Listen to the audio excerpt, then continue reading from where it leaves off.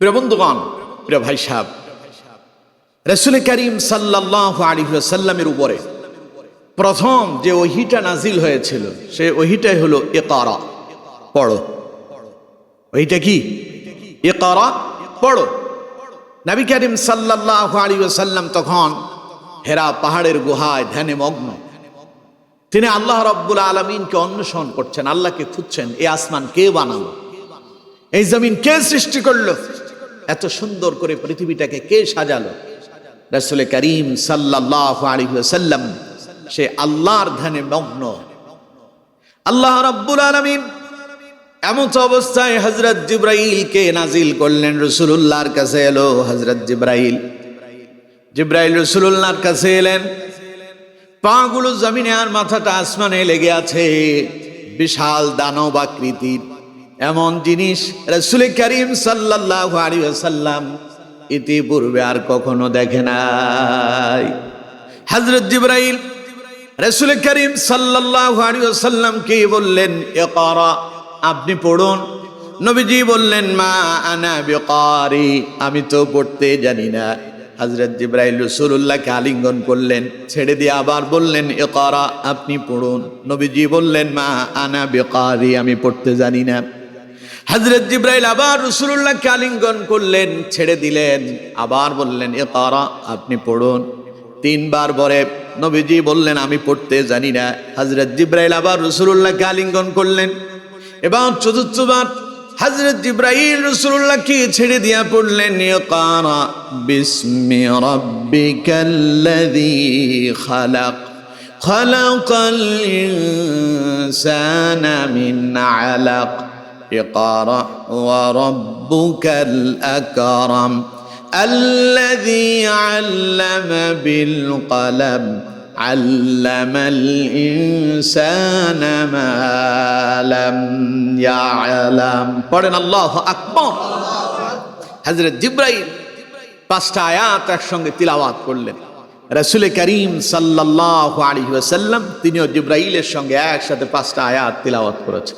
সুবহানাল্লাহ পড়েন। এখন প্রশ্ন হলো যে নবীকে যে হযরত জিবরাইল বললেন, ইকরা, আপনি পড়ুন, নবীজি বললেন, মা আনা বিকারি, আমি পড়তে জানি না। তার মানে রাসূল করিম সাল্লাল্লাহু আলাইহি ওয়াসাল্লাম হযরত জিবরাইলকে এই কথা বোঝাতে চাইলেন যে তুমি যে আমার যে পড়তে বলো, কি পড়বো তা তো বলতে হবে। আপনি ক্লাসে ঢুকলেন, মনে করেন আপনি কোনো একটা কলেজ, ইউনিভার্সিটি, মাদ্রাসা, বিদ্যালয়ের আপনি শিক্ষক। ক্লাসে এসে আপনি ছাত্রদেরকে বললেন যে এই ছেলেরা পড়ো। এখন ওরা কি পড়বে তা তো আগে তাদেরকে জানাই দিতে হবে। তাই হযরত জিবরাইল যখন রাসূলুল্লাহকে বললেন আপনি পড়ুন, নবীজি জানতে চাইলেন যে কি পড়বো তা তো বলতে হবে। তাই প্রথম ওহী নাজিল হচ্ছে। হযরত জিবরাইল এবার বললেন, নবী আপনি পড়ুন, ইকরা বিসমি রাব্বিকাল্লাযী খালাক, পড়ুন সে মহান রবের নামে যিনি সৃষ্টি করেছেন। সুবহানাল্লাহ খান। যিনি সৃষ্টি করেছেন তার নামে পড়ুন। খালাকাল ইনসানা মিন আলাক, আপনি পড়ুন তার নামে যিনি মানুষদেরকে জমাট রক্তপিণ্ড থেকে তৈরি করেছেন। ইকরা ওয়া রাব্বুকাল আকরাম, পড়ুন তার নামে যিনি মহামান্বিত, যিনি সর্বশ্রেষ্ঠ। ইকরা ওয়া রাব্বুকাল আকরাম আল্লাযী আল্লামা বিল কলম, পড়ুন তার নামে যিনি মানুষদেরকে কলমের মাধ্যমে শিক্ষা দিয়েছেন। আল্লামাল ইনসানা মা লাম ইয়ালাম, পড়ুন তার নামে যিনি মানুষদেরকে এমন বিষয় শিক্ষা দিয়েছেন যা তা মানুষ জানতই না। সুবহানাল্লাহ। তাহলে আমার বন্ধুগণ, প্রথম ওহী হলো কি? পড়ো। প্রথম ওহী কি? সূচনাই হয়েছে, পড়ো। কি পড়বেন? ইকরা বিসমি রাব্বিকাল্লাযী খালাক, পড়ো তার নামে যিনি সৃষ্টি করেছেন। এখন প্রশ্ন হলো কি সৃষ্টি করেছেন তা তো আর বললেন না। আল্লাহ বলেছেন? কথা কয় না, বলেছেন? আল্লাহ তাআলা বলছেন, ইকরা বিসমি রাব্বিকাল্লাযী খালাক, পড়ো তার নামে যিনি সৃষ্টি করেছেন। আমার বন্ধুগণ, এবার বলেন তো দেখি, আল্লাহ তাআলা এই আসমান কে সৃষ্টি করেছেন? জমিন কে সৃষ্টি করেছেন? মানব দানব, কীট পতঙ্গ, পাহাড় পর্বত, আকাশে যে নক্ষত্র, চন্দ্র, সূর্য কে বানালেন? এই সব কিছু আল্লাহ তাআলা সৃষ্টি করেছেন। তার মানে আল্লাহ পাক বলছেন এই সব কিছু যিনি সৃষ্টি করেছেন ওই স্রষ্টার নামে বড়। সুবহানাল্লাহ। তার মানে দুনিয়ার মানুষেরা এই যে আসমানে একটা চন্দ্র দেখতে পাচ্ছ, আসমানে যে সূর্য দেখতে পাচ্ছ, আসমানে যে তারকারাজি দেখতে পাচ্ছ, এই আসমান কে সৃষ্টি করলো, এই জমিন কে বানালো? ও দুনিয়ার মানুষেরা ওই আল্লাহরে খুঁজো, ওই আল্লাহরে জানো কে বানালো, তার শিক্ষা গ্রহণ করো, কেন বানালো তারে খুঁজে বের করো। সুবহানাল্লাহ। শিক্ষা তো অনেক আছে, অনেক কিছু তুমি শিখতেছো, কিন্তু কে এত সুন্দর করে আসমান বানালো তা কি তুমি জীবনে চিন্তা করছো? পড়ো তার নামে যিনি আসমান সৃষ্টি করেছেন, কে স্রষ্টা তাকে খুঁজে বের করো। তিনি কে এত সুন্দর করে খুঁটিবিহীন আসমানটারে তৈরি করলেন? পড়ো তার নামে যিনি সেই আসমানে চন্দ্র এবং সূর্য দিয়া ওই আসমানটাকে আলোকিত করলেন, দুনিয়াটারে আলোকিত বানায়া দিলেন। পড়ো তার নামে যিনি আসমানে এত সুন্দর করে নক্ষত্র দিয়ে আসমানটারে সাজালেন। পড়ো তার নামে যিনি জমিনটাকে তোমাদের জন্য বসবাসের উপযোগী করে দিলেন। পড়ো তার নামে যিনি এত কিছু পৃথিবীতে আবিষ্কার করলেন, এত কিছু তৈরি করলেন, কে বানালো? সেই স্রষ্টার নামেই তোমরা পড়াশোনা করো। সুবহানাল্লাহ। এরপর বললেন খালাকাল ইনসানা মিন আলাক। তিনি শুধু আসমান এবং জমিন যে সৃষ্টি করেছেন তা নয়, তিনি মানুষদেরকে সৃষ্টি করেছেন জমাট রক্তপিণ্ড থেকে। পড়ো তার নামে কে তোমারে বানালো? বলেন আমাদেরকে কে সৃষ্টি করেছেন? চিল্লায় বলেন কে? কত সুন্দর করে বানালেন। আল্লাহ পাক বললেন আসমান আমি বানালাম, জমিন আমি বানালাম, চন্দ্র সূর্য নক্ষত্রগুলো আমি বানালাম, কীট পতঙ্গগুলো আমি তৈরি করলাম, মানব দানব যা কিছু আছে সব আমি তৈরি করলাম। এই সবগুলোর ভেতরে শ্রেষ্ঠ করে বানালাম যাদেরকে, তারাই হলো মানুষ। সুবহানাল্লাহ। আল্লাহ রাব্বুল আলামিন বলছেন কুনতুম খায়রা উম্মাতিন উখরিজাত লিন্নাস। আমি তো মানুষদেরকে সৃষ্টি করেছি সৃষ্টির শ্রেষ্ঠ জাতি হিসাবে। সুবহানাল্লাহ। এবার আল্লাহ রাব্বুল আলামিন বলছেন ও দুনিয়ার মানুষরা, কে তোমাদেরকে এত সুন্দর করে বানালো? কোরআনে আল্লাহ রাব্বুল আলামিন অত্যন্ত চমৎকার ভাবে বলছেন লাকাদ খালাকানাল ইনসানা ফি আহসানি তাকওয়িম। আমি মানুষকে অত্যন্ত সুন্দর করে চমৎকার ভাবে আমি আল্লাহ পাক মানুষদেরকে সৃষ্টি করেছি। পড়েন সুবহানাল্লাহ। কত সুন্দর করে আপনারা আল্লাহ বানালেন। পৃথিবীতে সবকিছুর নকল আছে। এই যে এখানে মাইক্রোফোন গুলো আছে, এগুলোর অরিজিনাল কপিও আছে, নকল কপিও আছে।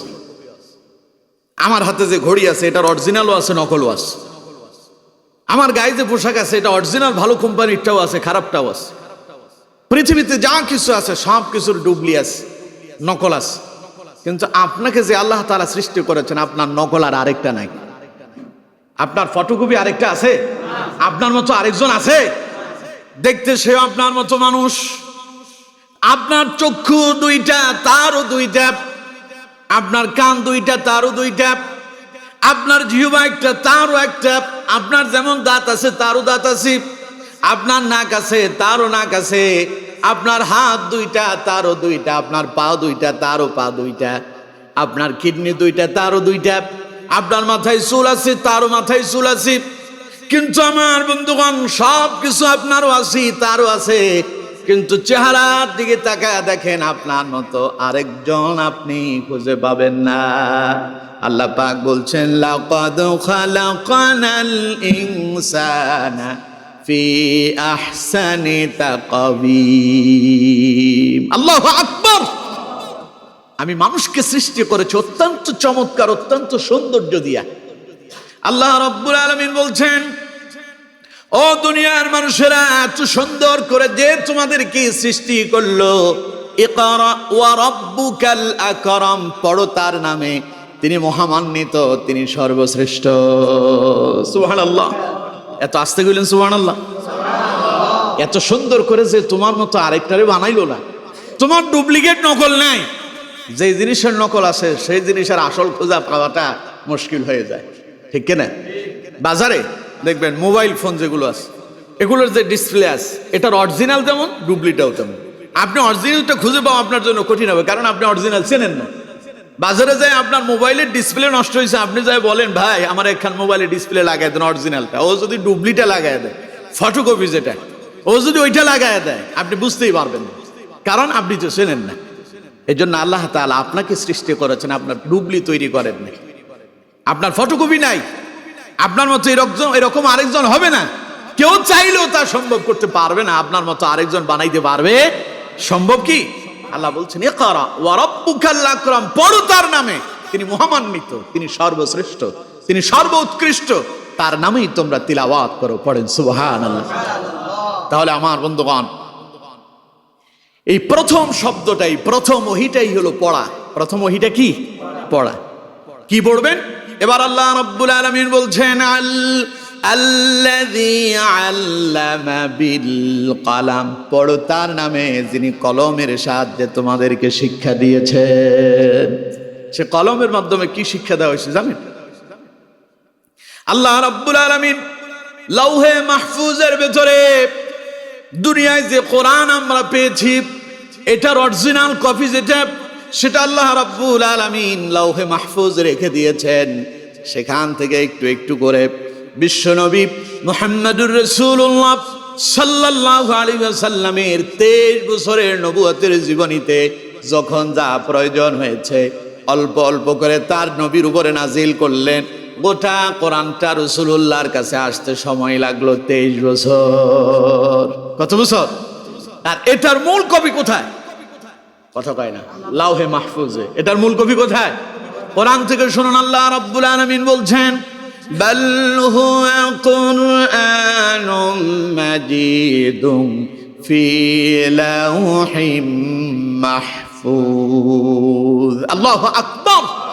আল্লাহ তাআলা বলছেন বাল হুয়া কুরআনুম মাজিদ, এটা তো একটা কোরআন, এটা মহামান্বিত কিতাব, উৎকৃষ্ট কিতাব, শ্রেষ্ঠ কিতাব। এটার বাড়ি হলো ফি লাউহিম মাহফুজ, এটার মূল বাড়ি হলো লাউহে মাহফুজে। ওইখানে তার মূল কপিটা, অরিজিনাল কপিটা সেখানে আল্লাহ তাআলা লিপিবদ্ধ করেছেন বান্দার জন্য। সেখান থেকে বান্দার প্রয়োজন অনুযায়ী যখন যা প্রয়োজন হয়েছে, রাসূলুল্লাহর 23 বছরের জীবনীতে অল্প অল্প করে আল্লাহ তাআলা গোটা কোরআনটা আমাদের জন্য দিয়েছেন। সুবহানাল্লাহ। তার মানে আপনার চলার পথ কোনটা, আপনি কোন পথে চলবেন, জীবন পরিচালনা করবেন কিভাবে, আপনার সংসার চলবে কিভাবে, স্বামী স্ত্রীর কথাবার্তা হবে কেমন, স্ত্রীর কাছে স্বামীর প্রাধান্য কতটুকুন হবে এবং স্বামীর কাছে স্ত্রীর প্রাধান্য কতটুকুন হবে, সন্তানের প্রতি পিতামাতার দায়িত্ব কি, আবার পিতামাতার প্রতি সন্তানের দায়িত্ব কি, এরপরে আপনার সমাজ ব্যবস্থা কেমন হবে, রাষ্ট্রীয় ব্যবস্থা কেমন হবে, জীবন ব্যবস্থা কেমন হবে, আল্লাহ তাআলা বলেছেন এই সব কিছু কলমের মাধ্যমে কোরআনে আমি আল্লাহ পাক তোমাদের জন্য কোড করে লিপিবদ্ধ করে তোমাদেরকে আমি শিক্ষা প্রদান করেছি। সুবহানাল্লাহ। আল্লামাল ইনসানা মা লাম ইয়ালাম, আমি তো তোমার এমন বিষয় শিক্ষা দিয়েছি যা তুমি জানতেই না। আপনি যখন দুনিয়ায় এসেছিলেন, আমরা সবাই তখন ছিলাম অত্যন্ত দুর্বল, বিছানার ভিতরে প্রস্রাব করেছি, পায়খানা করেছি, সেই বিছানার প্রস্রাব পায়খানা থেকে নিজেরটা নিজেই সারতে পারলাম না, সরাতে পারলাম না, ময়লা আবর্জনায় পড়েছিলাম, দাঁড়াতে পারি নাই, চলতে পারি নাই, হাঁটতে পারি নাই, আমার খাবার কি তাও আমি জানতাম না, দাঁড়াতে হয় কি করে তা আমি জানতাম না, চলতে হয় কিভাবে তা আমি জানতাম না, কোন পথে চলতে হবে, কিভাবে দাঁড়াতে হবে, কিভাবে আমার চলার পথ শুরু করব, কিছুই আমরা জানতাম না। আল্লাহ রাব্বুল আলামিন বলছেন খুলিকাল ইনসানু দাঈফা, আমি তো মানুষের সৃষ্টি করেছি অত্যন্ত দুর্বল করে। আমার বন্ধুগণ, সেখান থেকে দাঁড়ানোর পদ্ধতি যিনি শিখাই দিলেন তিনি কে? আপনি কি আপনার সন্তানের কানের কাছে গিয়ে বলছেন নাকি বাবা রে এইভাবে তোমারে দাঁড়াইতে হবে, এই যে আমি যেইভাবে দাঁড়ায় আছি এইভাবে তোমারে দাঁড়ানো লাগবে, বলছেন কি? এই শিশুটা জানে তারে বিছানা থেকে দাঁড়াতে হবে, কিভাবে দাঁড়াবে সেই জানে না। দুনিয়ায় যখন আসছিল শীত হয়ে শুয়ে আছে, না ডানে নড়তে পারে না বামে যেতে পারে, তার কোনো ক্ষমতাই ছিল না, শক্তি ছিল না। কয়েক মাস যাওয়ার পরে আস্তে আস্তে সে তার বিছানা থেকে নিজেই একটু এই দিক সেই দিক কাত হতে পারে, তার মানে সে উপুড় হয়ে যায়। এবার আগে ছিল শীত হইয়া, এবার হয়ে গেছে উপুড় হয়ে। উপর হয়ে এবার হাসাহাসি করতেছে। তারে আল্লাহ রাব্বুল আলামিন পথ শিখাই দিচ্ছেন, কিভাবে তোমারে দাঁড়াতে হবে। আমরা কেউ শিখাই নাই, আমরা আদর করেছি, চুমু খেয়েছি, মা তারে খাবার খাওয়ালেন, আব্বা তার জন্য অসুস্থ হয়ে গেল, চিকিৎসার ব্যবস্থা করলো, খাবার দাবার সরঞ্জাম আদি তার জন্য নিয়ে এলো। কিন্তু আল্লাহ শিখাই দিচ্ছেন, আমার বান্দা এই যে শীত হয়ে আছো, এখন তোমারে যদি দাঁড়াতে হয় আগে তোমারে উপর হইতে হবে। সন্তান উপর হলো। এইভাবে চলে গেল 2-4 মাস, 5-7 মাস যখন আবার হলো, এই সন্তান এবার আস্তে আস্তে নিজে নিজে বসার জন্য চেষ্টা করতেছে। আব্বা আম্মা যখন তারে বসায় দেয়, এবার সে বসতে পারে। আমার বন্ধুগণ, ওরে যে উঠে বসতে হবে, এই জ্ঞান এই বুদ্ধি যিনি তারে দিলেন তিনি কে? এরপরে কিছুদিন যাওয়ার পরে এই সন্তান চলবে কি করে? তার হাতের উপরে ভর দিয়া হামাগুড়ি দিয়া সে চলতে শুরু করে দেয়। আপনি কি আপনার সন্তানকে শিখাই দিয়েছেন নাকি, আব্বা তোমারে যদি চলতে হয় হাতের উপরে ভর দিতে হবে, হাতের উপরে ভর দিয়া হামাগুড়ি দিয়া চলতে হবে? এই শিক্ষা কি আপনি আপনার সন্তানকে দিয়েছেন নাকি? কে দিয়েছিল? আল্লাহ রাব্বুল আলামিন বলছেন, আল্লামাল ইনসানা মা লাম ইয়ালাম। পড়েন আল্লাহু আকবার। আমি তোমার এমন বিষয় শিক্ষা দিয়েছি যা তুমি জানতেই না। কিছুদিন পায়ের উপরে হামাগুড়ি দিয়া, হাতের উপরে ভর দিয়া চলতে শুরু করলেন। আল্লাহ পাক দেখায় দিলেন, বান্দার সামনে যে খাট আছে, সামনে যে চেয়ার আছে, এটারে ধরে দাঁড়া। এই যে আপনি দাঁড়ালেন, প্রথম ধরে দাঁড়ায় থাকলেন, আব্বা শিখায় দেয় নাই, মা শিখায় দেয় নাই। আপনি ওই খাট ধরে, সামনে থাকা পিলার ধরে অথবা সামনে থাকা খুঁটি ধরে, চেয়ার ধরে দাঁড়ায় গেলেন। এই শিক্ষা আপনারে যিনি দিলেন তিনি কে? এরপরে আপনি ছেড়ে দিলেন। আল্লাহ কয়, এবার ছেড়ে দে, পড়বি না, আমি আল্লাহ আছি, তোরে সাহায্য করতেছি, আমি শিখাচ্ছি কেমনে তুই চলবি। আপনি দাঁড়ানো শিখলেন। আল্লাহ রাব্বুল আলামিন এবার আপনাকে শিখালেন, বান্দা 1 কদম 2 কদম করে সামনে এগিয়ে যাও। আপনি 1 কদম সামনে দিয়া আপনি হোঁচট খেয়ে পড়ে যান, পেছনে পড়ে যাওয়ার পরে আপনি আবার হাসি দেন। ছোট্ট শিশুটা দেখবেন, হাঁটতে গিয়া প্রথম যখন সে হাঁটা শিখে 2-1 কদম সামনে যাওয়ার পরে হোঁচট খেয়ে পড়ে যায়, কিন্তু পড়ে যেয়ে কান্না করে না, আবার হাসি দিয়া দাঁড়ানোর চেষ্টা করে, ঠিক কিনা? আল্লাহ শিখাচ্ছেন, তোরে পড়তে হবে, পড়তে পড়তে দাঁড়াবি। এখান থেকে শিক্ষা দিয়ে এক সময় তুই সোজা হয়ে যাবি। সুবহানাল্লাহ। কে শিখাই দিচ্ছে? এবার আপনি দাঁড়ালেন, 2-1 কদম করে হাঁটতে হাঁটতে আপনার দুর্বলতা কেটে গেল। আপনি এবার হাঁটা শিখলেন, চলতে শিখলেন, খেতে শিখলেন। কে শিখায় দিলেন? আল্লাহ পাক বলছেন, আল্লামাল ইনসানা মা লাম ইয়ালাম। আমি তোমার এমন বিষয় শিক্ষা দিয়েছি যা তুমি জানতা না। কেমনে দাঁড়াতে হয় জানতা না, কেমনে হাঁটতে হয় জানতা না, কেমনে চলতে হয় জানতা না। কিন্তু তুমি যখন বড় হয়েছ, তোমার ঘাড় এমন মোটা হয়েছে যে আল্লাহ তোমার এই সব শিক্ষা দিল, তারে তুমি ভুলে গিয়েছো। ভুলে গেলে চলবে না। এবার আল্লাহ স্মরণ করায় দিচ্ছেন, তোমার এমন বিষয় শিক্ষা দিয়েছি যা তুমি জানতা না, শিখো তা। ইকরা বিসমি রাব্বিকাল্লাযী খালাক, খালাকাল ইনসানা মিন আলাক, ইকরা ওয়া রাব্বুকাল আকরাম আল্লাযী আল্লামা বিল কলম আল্লামাল ইনসানা মা লাম ইয়ালাম। পড়েন আল্লাহু আকবার। আল্লাহ তাআলা শিখায় দিচ্ছে, আমার বান্দা পড়ো, ভুলে যাচ্ছ কেন? তোমার না আমি সৃষ্টি করেছি, তোমার না আমি চলতে শিখিয়েছি, তোমার না আমি খেতে শিখালাম, আমি না তোমার পথ দেখালাম, আমি না তোমাকে সব কিছু শিখায় দিলাম, ভুলে যাচ্ছ কেন? পড়ো তার নামে যিনি সৃষ্টি করেছেন তোমাকে। সুবহানাল্লাহ। তাহলে এখন আমরা কি সে আল্লাহর নামে শিক্ষা গ্রহণ করতেছি? দুনিয়ার জন্য পাগল হয়ে গেছে। আমরা শিখতেছি কিভাবে উকিল ব্যারিস্টার হওয়া যাবে। শিখেন, কোনো অসুবিধা নাই, দুনিয়ায় চলার জন্য এটাও লাগবে। আমরা শিখতেছি কিভাবে ডাক্তার হওয়া যায়, কোন সাবজেক্ট নিয়ে পড়ালেখা করলে বেশি পয়সা কামানো যায়, ওই চিন্তায় আমরা অস্থির হয়ে গেছি। কেউ সন্তানের ব্যাপারে সিদ্ধান্ত নেয়, ওটারে ডাক্তার বানাবো, তাইলে বেশি পয়সা পাবো। কেউ চিন্তা করতেছে সন্তান যদি ইঞ্জিনিয়ার হয় তাহলে বেশি পয়সা কামানো যাবে। কেউ চিন্তা করতেছে ওরা যদি উকিল ব্যারিস্টার বানাতে পারি তাহলে মনে হয় বেশি পয়সা কামানো যাবে। কিন্তু আমার বন্ধুগণ, পয়সা আজীবন আপনার কাছে থাকবে না। সকালে আছে, বিকালে তা নাও থাকতে পারে। সকালবেলা যিনি বিশাল ধনাঢ্যবান, সন্ধ্যাবেলায় তিনি ফকির হয়ে যেতে পারে কি পারে না? আল্লাহ ফকির বানানোর জন্য বছর লাগবে না, একটা মুহূর্তেই যথেষ্ট। একটা মুহূর্তেই যথেষ্ট আল্লাহ আপনারে ফকির বানায় দেওয়ার জন্য। রাস্তায় চলতেছে সুস্থ মানুষ, ভালো মানুষ রাস্তায় চলতেছে, হোঁচট খেয়ে পড়ে গেল।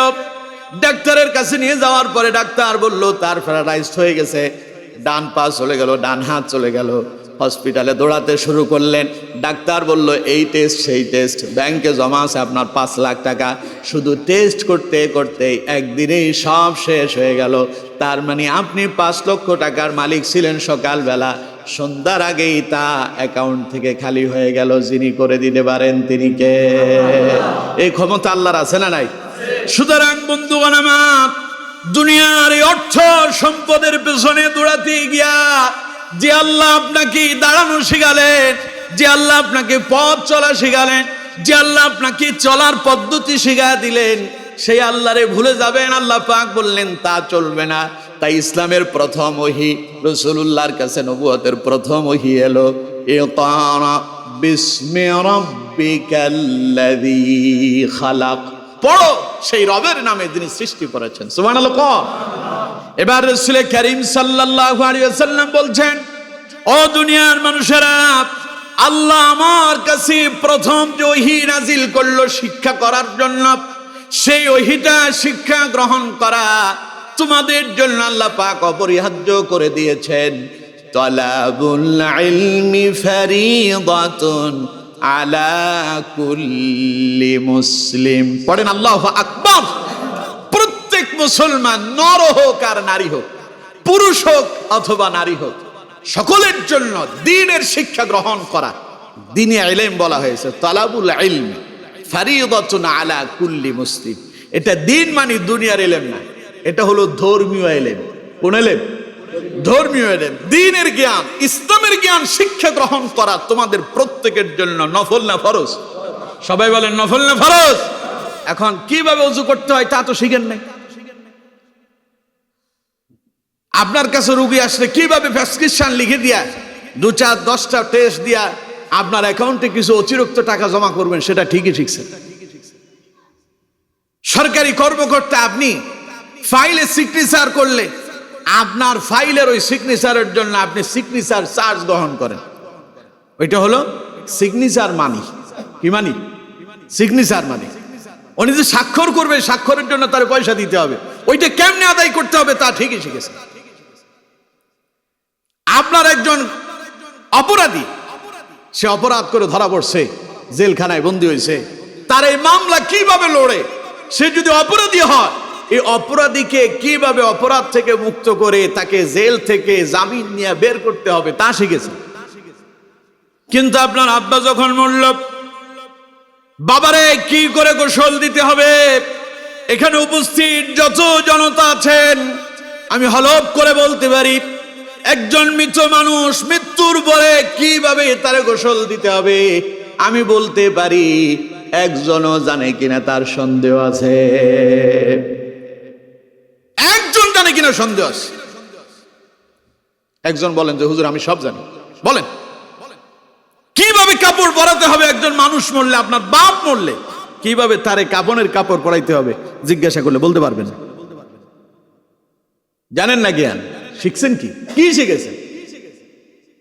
আপনি জানেনই না গোসল কিভাবে করলে, ফরজ গোসল কিভাবে আদায় করতে আপনি তা জানেন না। কি শিখেছেন? আপনার বাবা মারা যাওয়ার পরে আব্বার কফিন সামনে রেখে মাওলানা সাহেবকে জিজ্ঞাসা করতেছি, ইমাম সাহেব নামাজের নিয়ত বলে দেন। যেই লোক বাপের কফিন সামনে রেখে বলে আব্বার জানাজার জন্য যে নামাজ আদায় করব নিয়ত বলে দেন, তার দোয়াটার কি অবস্থা তা আল্লাহই ভালো জানে। শিখছেন কি? তার মানে কিছুই শিখেন নাই, যা শিখছেন সব বেহুদা, এগুলো কোনো কাজে এলো না। কারণ আপনার কাছে ধর্মীয় জ্ঞান নাই, দ্বীনের জ্ঞান নাই আপনার কাছে। অথচ আল্লাহ রাসূল বলেছেন তালাবুল ইলমি ফারিয়াদাতুন আলা কুল্লি মুসলিম, প্রত্যেক মুসলিম নরনারীর জন্য দ্বীনের জ্ঞান শিক্ষা গ্রহণ নফল না ফরজ? সবাই বলেন নফল না ফরজ? শিখলেন না কেন? কোন ব্যবসা করলে বেশি লাভবান হওয়া যাবে? ছেলে মাদ্রাসায় দিলেন, স্কুলে দিলেন, ওইখানে সে পড়ালেখা করতেছে না, তাড়াতাড়ি তারে এখন আপনার গ্রেজে নিয়ে ভর্তি করে দিছে। হয় তারে মেকানিক বানাবে, অথবা ইলেকট্রিক ম্যান বানাবে, অথবা কোনো একটা দোকানে নিয়ে কর্মচারীতে দিয়ে দিছে, ও একটা ব্যবসা শিখুক, ওরে আমি ব্যবসা শিখায় এক সময় মানুষ বানাবো, ওরে দিয়ে ব্যবসা বাণিজ্য করাবো। ও গ্যারেজে যাবে, ও মেকানিক হবে, ও ইঞ্জিনিয়ার হবে, সব শিখালেন। ওই লাইন তো ঠিক করছেন, কিন্তু পরকালের জন্য কি শিক্ষা দিলেন? কি শিখিয়েছেন আপনি? আপনি কি শিখেছেন?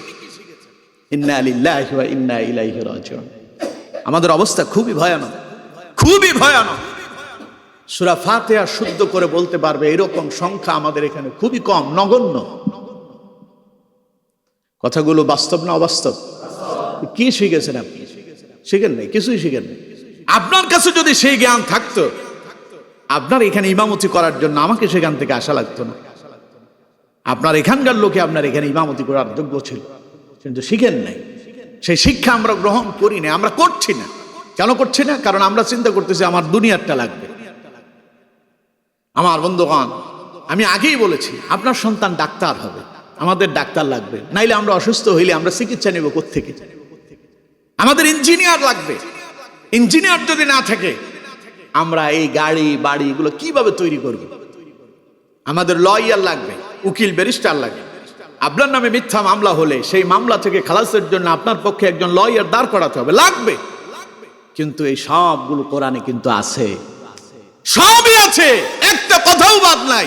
কারণ আল্লাহ তাআলা কোরআনের ব্যাপারে বলেছেন ওয়ানুনাজ্জিলু মিনাল কুরআনি মা হুয়া শিফাউন ওয়া রাহমাতুল লিল মুমিনিন। সুবহানাল্লাহ। কোন আল্লাহ বলছেন আমি কোরআনটাকে মুমিনের জন্য শুধু কোরআন নয়, বরং মহা ঔষধ হিসাবে, নিরাময়, রোগ নিরাময় হিসাবে আমি কোরআনকে নাজিল করেছি। আচ্ছা, রাসূলুল্লাহর জামানায় মানুষ তো অসুস্থ হয়নি, হয়েছিল না? রাসূল করিম সাল্লাল্লাহু আলাইহি ওয়াসাল্লাম যখন হযরত আবু বকরকে সঙ্গে নিয়ে মদিনার উদ্দেশ্যে হিজরত শুরু করলেন, ইতিহাস সবাই জানেন।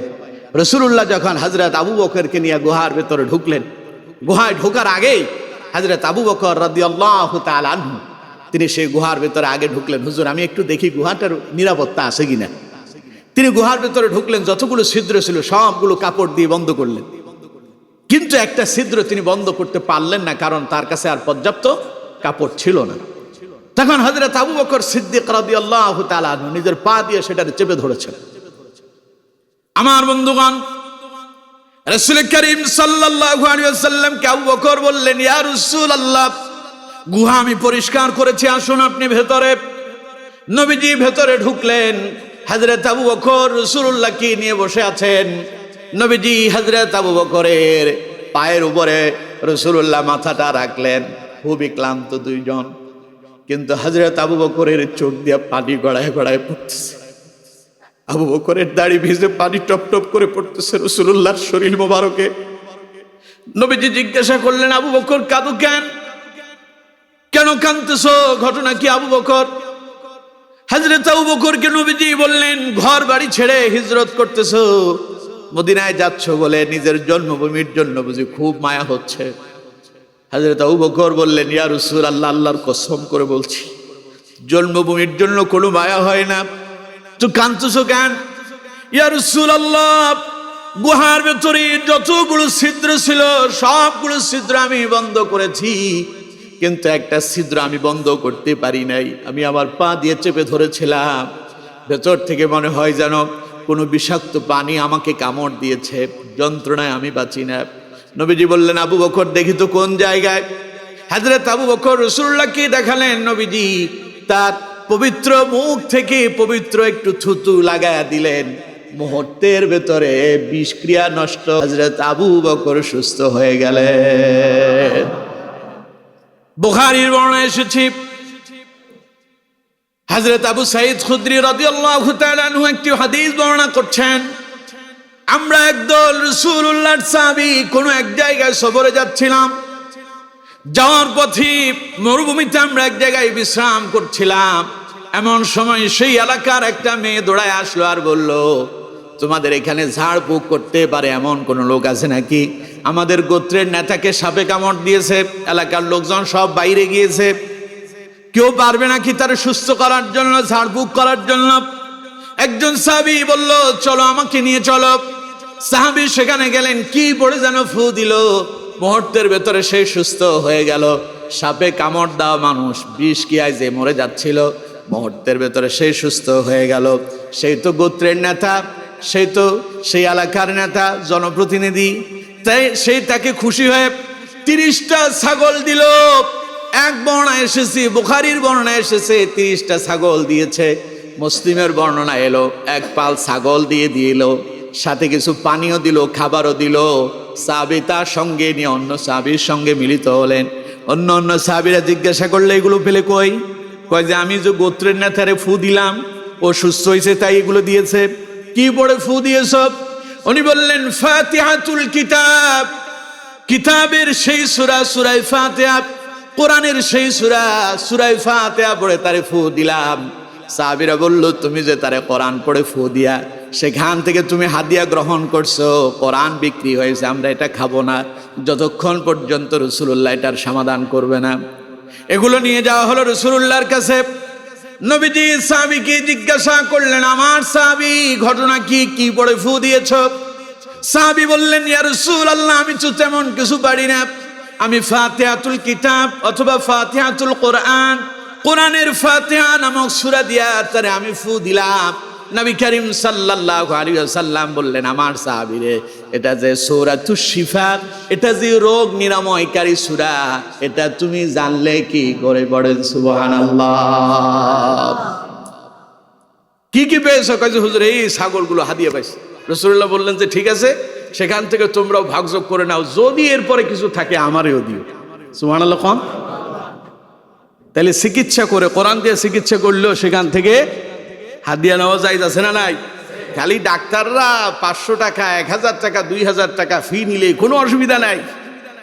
হুজুর খালি বলুক আমার 5000 টাকা বেতন বাড়ায় দেন, আপনি ইমামতি করেন না, আপনিও তো নামাজ পড়েন, এত টাকা দিয়ে করবেন কি? আছে না নাই? আহা আমার বন্ধুগণ, তো সুতরাং রাসূলুল্লাহর সময়ও সাহাবায়ে কেরামের চিকিৎসা হয়েছিল কি দিয়া? কথা কয় না, কি দিয়া? এখন সাপে কামড় দিলে আপনি দৌড় দিতে হয় হসপিটালে, যাবেন তো, কারণ কোরআন যে নাই। আর আপনার কোরআন দিয়ে ফু দিলে কাম হবে না। কেন হবে না? কারণ কোরআনের প্রতি তো আপনার বিশ্বাস নাই। আল্লাহ বলছেন, ওয়ানুনাজ্জিলু মিনাল কোরআন মা হুয়া শিফাউন ওয়া রাহমাতুল লিল মুমিনিন, এটা মুমিনের জন্য শিফা।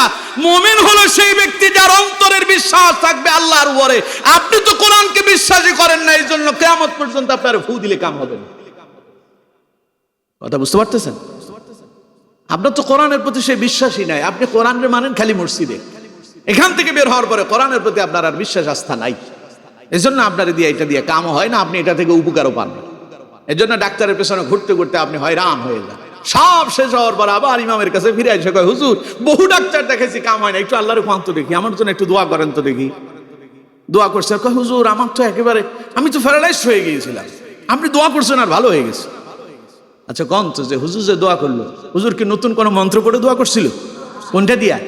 দোয়ার আগে কয় সূরা ফাতিহা একবার, সূরা ইখলাস 3 বার পড়ে, বলে না? তো কোনটা দিয়ে দোয়া? কথা কয় না, কোনটা? কোরআন, কোরআন। এজন্য কোরআনের চিকিৎসা যেমন আছে, বিজ্ঞানিক সকল তথ্য কোরআনে আছে না নাই? আল্লাহ বলছেন, ইয়াসিন ওয়াল কোরআনিল হাকিম, এটা শুধু কোরআন নয়, এটা একটা বিজ্ঞান। এই কোরআন দিয়ে ইহুদি নাসারারা রকেট, এরোপ্লেন, এই যে তারা এখন মানুষবিহীন বিমান চালায়, এগুলো তারা তৈরি করেছে কোরআন থেকে রিসার্চ করে। দুর্ভাগ্য আমরা মুসলমানেরা কোরআনের কাছেও যাই না, ওটা রিসার্চ করবো তো পরের কথা, কি আছে তাও আমরা এখান থেকে শিক্ষা নিতে চাই না। সুতরাং বন্ধুগণ আমার, এ কোরআনে কিভাবে উকিল হওয়া যাবে? রাসূলুল্লাহর সময় সাহাবায়ে কেরাম বিচার সালিশ নিয়ে রাসূলুল্লাহর কাছে আসতেন না তো? আসতো? বিচারালয় কোনটা ছিল জানেন? মসজিদ। মসজিদ ছিল মন্ত্রণালয়, এখান থেকে রাষ্ট্র পরিচালনা হতো।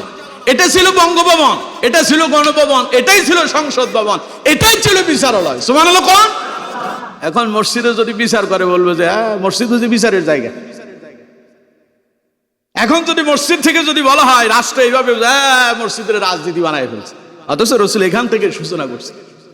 ইতিহাস জানেন না তো, যে কোরআন পড়েন নাই, আপনার কাছে জ্ঞান আছে খালি ওইটা, সিটিংবাজি বাটপারি যেগুলো আছে ওই জ্ঞান ঠিকই অর্জন করছেন, কোরআনেরটা অর্জন করেন না, এই জন্য জানিনি না ইসলাম কোথা থেকে সূচনা হয়েছে।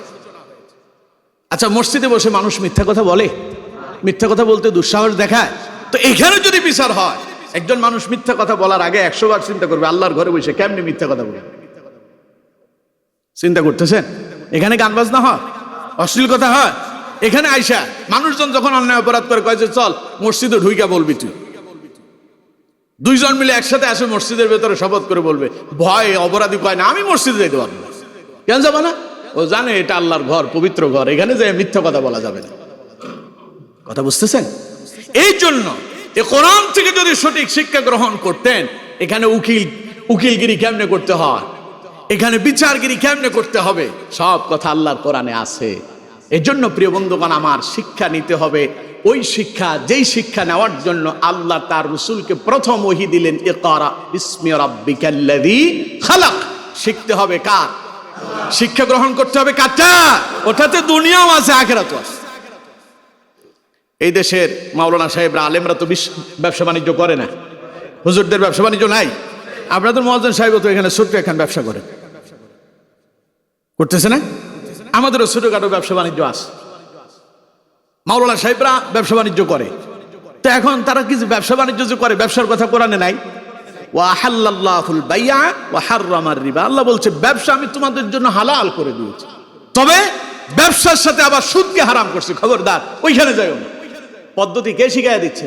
তা আপনি তো সেই কোরআন জানেন না, এই জন্য আপনি ভালোটার সঙ্গে মন্দটা মিশাইয়া দিয়া একটু বেশি লাভ করতে চান। এখন শিখতে হবে কোরআন, শিখতে হবে কি? আমার বন্ধুগণ, আমার হাতে সময় শেষ হয়ে গেল, এজন্য আর সময় লম্বা করতে পারলাম না। শিখতে হবে কোরআন। আপনি শিখেন নাই, শেখার জন্য চেষ্টা করেন, শেখার কোনো বয়স নাই। একদম ধোলনা থেকে শুরু করে মৃত্যু পর্যন্ত, কবর পর্যন্ত, যতক্ষণ না আপনাকে কবরে ঢোকানো হচ্ছে তার আগ পর্যন্ত গোটা জীবন হলো শিক্ষার জীবন। কথা বুঝতে পারলেন তো? সুতরাং ওই শিক্ষা গ্রহণ করতে হবে একেবারে। আপনি যদি বলেন হুজুর এখন বুড়া হয়ে গেছে, শিখবো কেমন? আল্লাহ কয় না বুড়া হয়েছে, তাতে কি হয়েছে? সাহাবায়ে কেরাম রাসূলুল্লাহর কাছে ঈমান এনেছেন, এক একজন তখন 60-70 বছর বয়স ছিল, তাই তারা শিখলো কোত্থেকে? কথা কি বুঝতেছেন আমার? শিখতে হবে আমাদের প্রত্যেককে, শিখাতে হবে আমাদের প্রত্যেককে। রাসূলুল্লাহ বলেছেন ওই ব্যক্তি হলো শ্রেষ্ঠ ব্যক্তি, খায়রুকুম মান তাআল্লামাল কুরআন ওয়া আল্লামা, যে নিজে কোরআন শিখে এবং অন্যকে শেখায়। ওই লয়ার শ্রেষ্ঠ নয়, উকিল ব্যারিস্টার শ্রেষ্ঠ নয়, ডাক্তার শ্রেষ্ঠ নয়, মেম্বার চেয়ারম্যান এমপি মন্ত্রী শ্রেষ্ঠ নয়। শ্রেষ্ঠ হলেন তিনি কোরআন শিখলেন যিনি, শ্রেষ্ঠ হলেন তিনি আল্লাহর কোরআন শিক্ষা দিলেন যিনি। সুবহানাল্লাহ পড়েন। কথা আমার না রাসূলুল্লাহ? তো তাহলে আপনি কারে শ্রেষ্ঠ মনে করতেছেন? আপনার কাছে মনে হয় আপনার ইমাম সাহেব 5,000 টাকা বেতনে চাকরি করে, তাতে কি হয়েছে? ওরে দেখলে আপনার 100 বার সালাম দিতে হয়, আপনি ভয় থাকেন না জানি বেয়াদবি হয়ে যায় কিনা। আপনার ভেতর ভয় আছে, আপনি যত বড় নেতাই হন, কারণ আপনার কাছে কোরআন নাই, ওনার কাছে কোরআন আছে। এই জন্য আপনার ভেতরে একটা ভয় আছে, ওনার সম্মান করতে হয়। ওনাকে সম্মান করেন ওনার চেহারা দেখে নয়, কোরআনের কারণে। ঠিক কিনা? কথা বলতে হবে, ঠিক কিনা? সুতরাং কোরআন এমন এক জিনিস যা আপনার মর্যাদা সম্মান বাড়ায় দেয়। আল্লাহ বলছেন এটা শুধু দুনিয়ায় নয়, রাসূলুল্লাহ বলেছেন খায়রুকুম মান তাআল্লামাল কুরআন ওয়া আল্লামা। পৃথিবীর শ্রেষ্ঠ সেই ব্যক্তি যিনি কোরআন শিখলেন এবং যিনি কোরআন শিখালেন। এবং শিখা এবং শেখানো, এই দুই ব্যক্তি হলো শ্রেষ্ঠ ব্যক্তি। তাহলে আমার বন্ধুগণ, সন্তানটারে দ্বীনি শিক্ষা দেন, কোরআন শেখান, ইসলাম শেখান। এরপরে ডাক্তার, লয়ার, ইঞ্জিনিয়ার, উকিল, ব্যারিস্টার যা মনে চাই তাই বানান, কোনো অসুবিধা নাই। কিন্তু প্রথমে প্রাইমারিটা কোরআন দিয়ে শুরু করে দেন। পারবেন ইনশাল্লাহ? সামনে যেহেতু এখন ভর্তির সময় চলছে, ভর্তি কার্যক্রম চলছে, আপনার আশেপাশে অনেক মাদ্রাসা, এখন মাদ্রাসার এখন অভাব নেই। প্রথম 3টে ক্লাস তারে অন্তত নুরানি পড়ান, প্রথম শ্রেণী, দ্বিতীয় এবং তৃতীয় শ্রেণী মাদ্রাসায় পড়ান। এরপরে আপনি স্কুলে নিয়ে যান, অন্তত কোরআনটা সহি হয়ে যাবে, কিছু হাদিস সে শিখবে, কিছু মাসালা শিখবে। আপনি মরলে আপনার জানাজা কেমনে পড়াইতে হবে, ও যখন তৃতীয় জমাতে যাবে তখনই সে শিখে ফেলবে।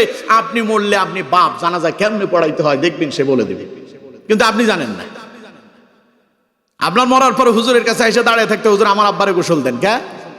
গোসল দেওয়ার পরে হুজুর যদি এখন 1000 টাকা হাদিয়া দিতে হবে। হ্যাঁ, মরা মানুষ মরছে, তারে গোসল দিলেন 1000 টাকা হাতিয়ে দিতে। আপনার আব্বা মরছে, হুজুরের কি ঠেকা লাগছে, উনি কেন গোসল দিবেন? বাপ আপনার, গোসল দিবেন আপনি? ও ভয়ে গোসল দিতে যাবে না, কারণ ওর ভেতর ভয় আছে, বাপ মরছে তাতে কি হয়েছে? বাপ আপনার মরছে, আপনার বাপ, গোসল কি হুজুর দিবেন আপনি দিবেন? ঠেকা কার, আপনার না হুজুরের? এখন আর কথা কয় না, বলবে কেমন হুজুর? এই কথা যদি বলি তুই তো আগামী কাল থেকে মরলে গোসল থেকে কে দিবে তা আল্লাহ জানে। বাপ মরার পরে ওনার কাপড় চোপড় নষ্ট হয়েছে, মাওলানা সাহেব ওইটা পরিষ্কার করে দিয়ে এত সুন্দর করে পবিত্র করে দিছে, টাকা উনি আমার তো দরকার নাই, আপনার প্রয়োজন ছিল আমার আব্বার হুজুর আপনি গোসল করায় দিছেন, আমি আপনাকে সর্বোচ্চ সম্মানই করলাম। উনি চাইবে কেন? দায়িত্ব তো আপনার ছিল। কিন্তু সেখানে গিয়ে আপনারা সমস্যা সৃষ্টি করে দেন। আল্লাহ আমাদেরকে বুঝার তৌফিক দান করেন। তাহলে এই শিক্ষা শুধু ইমাম সাহেবের জন্য নয়, মাওলানা সাহেবের জন্য না, আমাদের সবার আল্লাহ তাআলা বুঝার তৌফিক দান করুন, আমিন।